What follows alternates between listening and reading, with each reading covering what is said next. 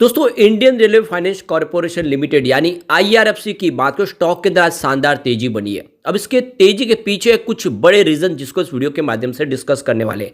क्या आईआरएफसी आने वाले समय में 4 डिजिट में जा सकता है? क्या ये स्टॉक आने वाले समय में वैसा ही मल्टी बैग रिटर्न दे सकता है जैसा इसने पिछले 1 डेढ़ साल में लोगों को दिया है? जब 20 रुपये का स्टॉक 100 तक पहुंचा है, कह सकते हैं कि 5 गुना रिटर्न तो दे दिया है। क्या ऐसी ही संभावना आगे बनेगी? इसको समझने की कोशिश करेंगे इस वीडियो के माध्यम से। क्या रेलवे के शेयरों में वही तेजी फिर से बनने वाली है? इसको जानेंगे। सरकार की तरफ से कुछ बड़े डिसीजन लिए गए जो बहुत ज़्यादा पॉजिटिव होने वाले सेक्टर के लिए और स्पेशली आईआरएफसी के लिए, जो रेलवे की इंफ्रा कंपनियों को फाइनेंस प्रोवाइड करने वाली इकलौती कंपनी है और काफ़ी मजबूत कंपनी है, फंडामेंटली स्ट्रांग है और अब तो ये लार्ज कैप में शामिल हो चुकी है। ऐसे में आने वाले समय काफ़ी बड़ा निवेश नया आने वाला है, तो क्या दाव लगा ले? जानेंगे इस वीडियो के माध्यम से। लेकिन फ्रेंड, उससे पहले अगर आप पहली बार हमारे चैनल पे आए तो चैनल को सब्सक्राइब कर दीजिए, एक बेल आइकॉन दबा दीजिए ताकि जब भी नया वीडियो बने पहला नोटिफिकेशन आपको मिले। वीडियो पसंद आए तो लाइक शेयर जरूर कीजिए। चलो फ्रेंड्स, वीडियो स्टार्ट करते हैं। मैं हूँ आपका दोस्त SP दवे और हमारे अपने चैनल ऑनलाइन कमाई में आपका बहुत बहुत स्वागत है। सबसे पहले आज के कारोबार की बात कर ले तो स्टॉक की शुरुआत हुई फ्लैट 100 के आसपास और इंट्राडे का जो हाई बना 103 का है और लो है वो 99 का है। यानी इंट्राडे में 100 के स्तर को तोड़ा और स्टॉक 2 डिजिट में चला गया। लेकिन निचले लेवल से एक शानदार खरीदारी की जो शुरुआत हुई, उसने जो क्लोजिंग बिल्कुल ऊपर की तरफ दी है 103 पर, जो दिन की हाई थी। ये बहुत अच्छी बात है। 3.15% की शानदार तेजी, और ये जो तेजी है इसके काफ़ी मायने, क्योंकि तेजी एक तरफा बनी है ये। अब आप ये देख ही सकते हो, इस स्टॉक ने पिछले 6 महीनों में लोगों को मल्टी बैग रिटर्न दिया है। करीब 213% से ऊपर का रिटर्न दिया है। 32 रुपये के आसपास जो स्टॉक था, इस समय 103 के आसपास है।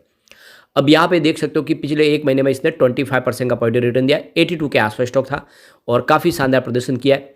अब इसकी परफॉर्मेंस को अगर देखें तो 3 जनवरी को स्टॉक 100 के आसपास था, जहाँ पे 0.9% की तेजी बनी। 4 जनवरी की बात करें तो 101 के आसपास क्लोजिंग रही, जहाँ पे 0.4% की फिर से तेजी बनी। लेकिन 5 जनवरी को स्टॉक फिर से 100 के आसपास आया, जहाँ पे 0.5% यानी लगभग आधा % की गिरावट हुई। और 8 जनवरी की बात करें तो क्लोजिंग 99 के आसपास, जहाँ पे 0.8% की गिरावट हो गई। यानी स्टॉक आ गया 2 डिजिट के अंदर। लेकिन 9 जनवरी को स्टॉक फिर से 100 को टच किया और क्लोजिंग 100 के आसपास 0.2% की तेजी के साथ। तो ये बहुत अच्छी बात है कि 100 के नीचे जाने के बावजूद भी स्टॉक फिर से 100 के स्तर को छुआ है और उससे आज ऊपर क्लोजिंग देके इस बात का इशारा है कि इस लेवल पे खरीदारी काफ़ी अच्छी हो रही है। और जो बड़ी डील हुई है उसको भी समझेंगे, लोगों का रुझान क्या है स्टॉक को लेकर। अब 99 आज का इंट्राडे का लो है, लेकिन हाई 103 का है। अब आप देख दो कि काफ़ी बड़ा अप डाउन देखने को मिला। 52 वीक का लो 25 का और हाई 104 का है और आज 103.50 तक तो जाके आया, यानी अपनी हाई के आसपास बिल्कुल गया है। ये बहुत अच्छी बात है, यानी एक तरह से बुली जोन में स्टॉक। और वॉल्यूम आज काफ़ी दिन के बाद ज़बरदस्त बढ़ा है। पिछले 1 महीने पहले इसका 17 करोड़ का वॉल्यूम था। 4 करोड़ की डीले उठाई गई थी। 1 वीक पहले 7 करोड़ का वॉल्यूम था। 2 करोड़ की डीले उठाई गई थी और कल 5 करोड़ का वॉल्यूम था। 2 करोड़ की डीले उठाई गई थी, लेकिन आज 12 करोड़ का वॉल्यूम, यानी वॉल्यूम डबल से ज़्यादा बढ़ा है। ज़बरदस्त वॉल्यूम में जंप लगा है। अभी जो तेजी बनी इसके पीछे सबसे जो बड़ी वजह है, अयोध्या में जो राम मंदिर बन रहा है उससे रेलवे के शेयरों को बहुत सारी फायदा होने वाली। चाहे IRCTC हो, IRFC हो, RVNL हो, ऐसे जो रेलवे के शेयर है उसको बहुत सारा बेनिफिट होगा। यानी आप देख सकते हो कि ये जो नया एक रूट खुला है बड़ा, अयोध्या में राम मंदिर बनने की वजह से लोगों का बहुत ज़्यादा आना जाना शुरू हो जाएगा अयोध्या में सबके लिए। यानी रेलवे के जितने शेयर है वो समझिए, इसमें IRCTC, IRFC, RVNL, Titagarh rail system, Ircon international, Jupiter wagon, इन सब के लिए जो 6 कंपनियां हैं इनको बहुत सारा बेनिफिट होगा। ये रिपोर्ट जो है लेटेस्ट कह रही है। अब समझ सकते हो कि बहुत सारा इंफ्रास्ट्रक्चर डेवलप होने वाला है। लगातार ट्रेनें फेरे बढ़ाए जाएंगे, ट्रैक को और बढ़ाया जाएगा। जिस तरह से लोगों का आना जाना बढ़ेगा तो वहाँ पे देख सकते हो कि रेलवे के लिए बहुत सारी अपॉर्चुनिटी निकल के आएगी। और ऐसे में IRFC को उसका सीधा फायदा होगा, क्योंकि रेलवे की इंफ्रा कंपनियां जो भी काम करेगी उसके लिए फाइनेंस फंड प्रोवाइड करने का काम IRFC ही करेगी। तो राम मंदिर बनने से रेलवे के शेयरों को बहुत सारा बेनिफिट होने वाला है। और ऐसे में आप देख सकते हो कि ये क्लियरली समझ में आ रहा है कि आने वाले समय ये सेक्टर बहुत शानदार प्रदर्शन करेंगे और इसके रेलवे शेयरों की और शानदार तेजी देखने को मिलेगी। एक बड़ी अपडेट और निकल के आ रही है। हमारे यूनियन मिनिस्टर अश्विनी वैष्णव, जो हमारे टेक्नोलॉजी मिनिस्टर भी है और IT मिनिस्टर भी है, उन्होंने यहाँ पे देखो कि इंडियन रेलवे कंस्ट्रक्शन मैनुअल 2023 की यहाँ पे शुरुआत की है। आप देखें उसके ऊपर किस तरह से आगे संभावना बनेगी, उसको लेकर यहाँ पे बहुत सारी यहाँ पे अपनी तरफ से राय रखी है। एक किस तरह से एक रेलवे सेक्टर में आने वाले समय आमूल परिवर्तन आने वाला, उसकी पूरा रोड मैप आप सामने रखा है।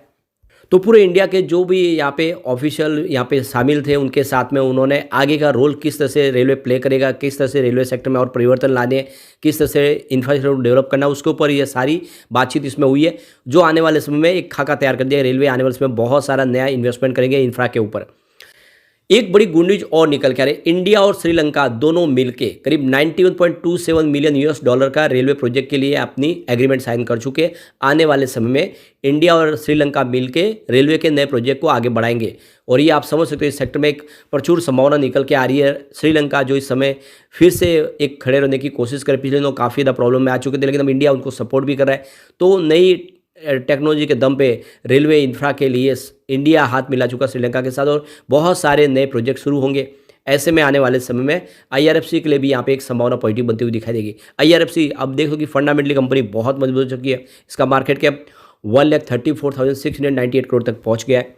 तो यहाँ पे देखो कि 25 इसका 50 रुपये का लो और हाई 104 का है और स्टॉक का P 22.20 है, बुक वैल्यू इसकी 36.50 की है और 1.46% का कंपनी ने डिविडेंड भी दिया है। यानी कंपनी लगातार अच्छा डिविडेंड दे रही है, हमें अपने प्रॉफिट में हिस्सेदार बना रही है।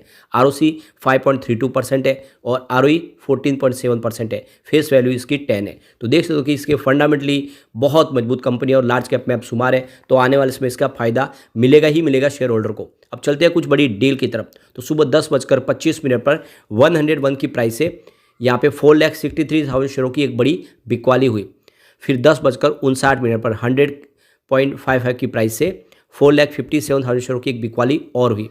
उसके बाद 2:08 पर 101.65 की प्राइस से 6,69,000 शेयरों की एक बड़ी खरीदारी हुई। उसके बाद 2:10 पर 102 की प्राइस से 8,69,000 शेयरों की बड़ी बिकवाली हुई। सुबह सुबह जम के बिकवाली हुई। फिर 2:10 पर 101.95 की प्राइस से 5,37,000 शेयरों की एक प्रॉफिट बुकिंग और हुई। तो ये आप क्लियरली समझ सकते हो, ये जो बड़ी बिकवाली हुई आज जम के किसी ने अपनी प्रॉफिट बुकिंग की है, बड़े फंड हाउस ने।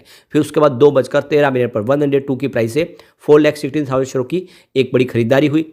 उसके बाद 2:33 पर 103.15 की प्राइस से यहाँ पे 11,15,700 शेयरों की बम्पर खरीदारी और इसी ने पूरा मामला बदल दिया। उसके बाद उसी समय 2:33 पर 102 की प्राइस से यहाँ पे करीब 4,02,000 शेयरों की एक खरीदारी और हुई और उसके बाद 2:50 पर 103.05 की प्राइस से 4,65,000 शेयरों की एक बड़ी खरीदारी और हुई। यानी आप देख सकते हो कि किसी बड़े फंड हाउस ने जम के खरीदारी की, उसने पूरा मामला पलट दिया। तो जो गिरावट का माहौल था उसमें बड़े फंड हाउस की खरीदारी ने पूरा का पूरा आप देखें तो एक तरह से सिनेरियो चेंज किया और काफ़ी अच्छी तेजी के साथ क्लोजिंग हुई है। अब एक बार हम इसके पिवट लेवल को चेक कर लेते हैं। यहाँ से अगर गिरावट का माहौल बनता है तो 97 का पहला सपोर्ट है, ये टूटा तो स्टॉक आपको 94 तक जाता हुआ दिखाई देगा। बड़ी गिरावट हुई तो 92 तक जाने की संभावना बनेगी। पॉजिटिव माहौल बना तो 103 का पहला रजिस्टेंस है जिस पे आज ऑलरेडी इसकी क्लोजिंग रही है। सेकंड रजिस्टेंस 106 का, इसको पार किया तो फिर 109 तक जा सकता है, बिल्कुल फ्रेश हाई, और फिर स्टॉक तेजी से दौड़ सकता है। तो लॉन्ग टर्म इन्वेस्टर के लिए अच्छा मौका है आने वाले कुछ सालों में। नहीं, अगर आप इसको 2-3 साल अगर भी होल्ड कर ले तो मुझे लग रहा है ये 500 के टारगेट आपको दिखा सकता है। तो दाव आपको लगाना चाहिए लॉन्ग टर्म का नजरिया लेके। लेकिन फ्रेंड, कोई भी इन्वेस्टमेंट करने से पहले अपने फाइनेंशियल एडवाइजर बारे ले ले या अपना खुद का रिसर्च करें, क्योंकि मैंने वीडियो आपके एजुकेशनल पर्पज के लिए ही बनाया। वीडियो पसंद आए तो लाइक शेयर जरूर कीजिए और चैनल को सब्सक्राइब कर दीजिए। Thank you friend.